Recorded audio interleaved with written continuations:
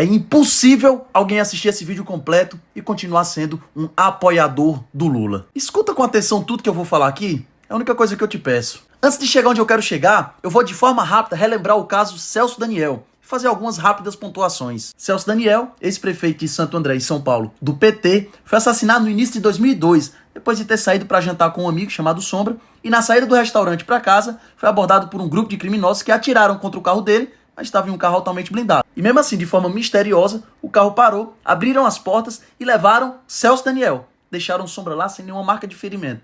Mas levaram o Celso Daniel. E 2 dias depois, Celso Daniel aparece morto, com várias marcas de tortura.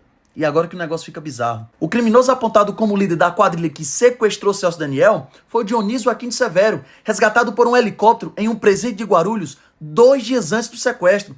Coisa de cinema. Ele participou do sequestro e 3 meses depois foi preso.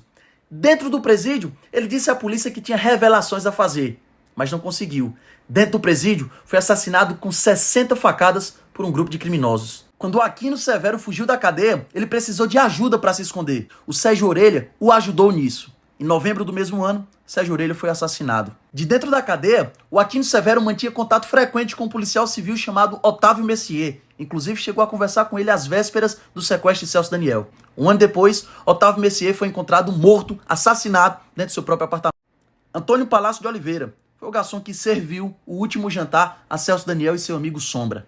Bem, também foi assassinado. Paulo Henrique Brito foi a única testemunha que viu o que aconteceu com o garçom que eu acabei de falar. 20 dias depois, ele foi assassinado exatamente no mesmo local. Irã Moraes, um agente funerário que foi o primeiro a chegar no local e reconhecer o corpo de Celso Daniel, foi assassinado a tiros em novembro de 2004.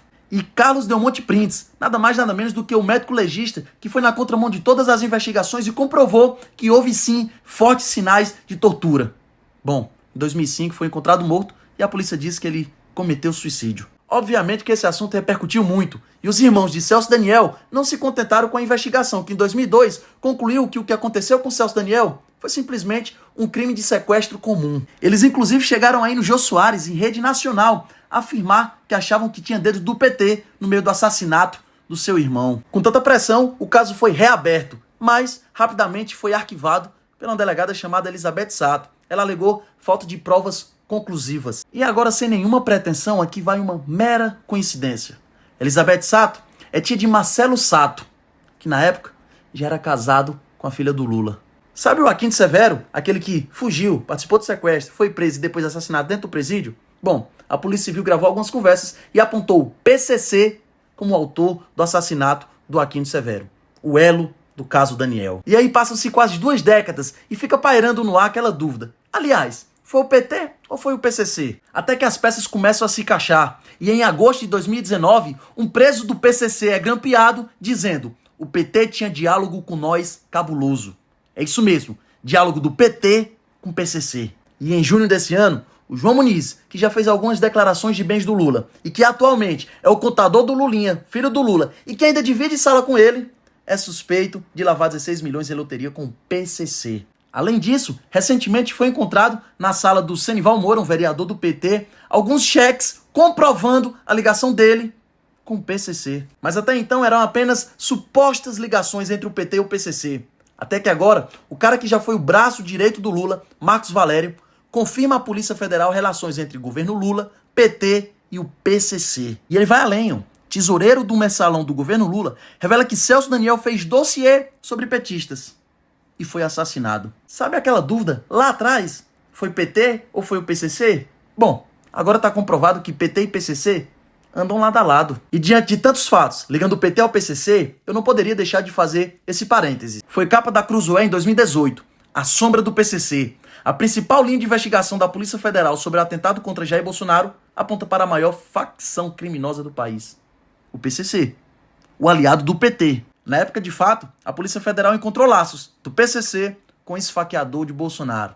Não sei por qual motivo, a investigação não foi para frente. E a pedido da defesa do Bolsonaro, foi reaberto o caso esse ano. E a Polícia Federal escolheu um delegado que já investigou o PCC para apurar a facada no presidente.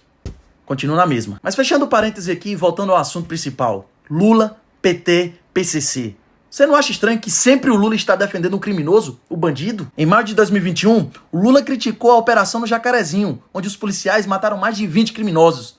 Mas o Lula criticou a operação e disse ausência do Estado. E em maio desse ano, 2022, mais uma vez o Lula saiu em defesa dos criminosos. Criticou a operação policial na Vila Cruzeiro, no Rio de Janeiro, onde os policiais mataram mais de 20 criminosos. Mais uma vez ele vai lá. O Estado só aparece nas comunidades quando é pra matar alguém. Preste atenção. Você não acha que é no mínimo estranho ver que o Lula, em plena pré-campanha, abre a boca pra dizer que pediu à FHC a libertação dos sequestradores de Abílio Diniz? Isso não é pra ganhar o voto do povão, não é pra ganhar aplausos do povão. Isso é um nítido recado ao crime. É dizendo, ei narcotraficante, ei ladrão de celular, ei criminoso, eu tô aqui e eu tô do lado de vocês. É tão nítido. Basta você ver o programa de governo do Lula, onde ele sugere menos rigor contra as drogas e reeducação de policiais. Isso é desse mês, julho de 2022. Ser menos rigoroso contra as drogas só vai beneficiar os narcotraficantes. Sério mesmo que tu não tá vendo o Lula defendendo narcotraficante, criminoso, sequestrador e andando lado a lado com o PCC? Sério mesmo que tu vai ignorar que o cara que já foi o braço direito do Lula citou o Lula como um dos mandantes da morte de Celso Daniel? Se lembra que no começo do vídeo eu falei que era impossível você assistir o vídeo completo e continuar sendo um apoiador do Lula? É verdade. Porque quem continua do lado do Lula, mesmo diante de todos esses fatos, não é um apoiador, muito menos um eleitor, e sim um cúmplice do crime.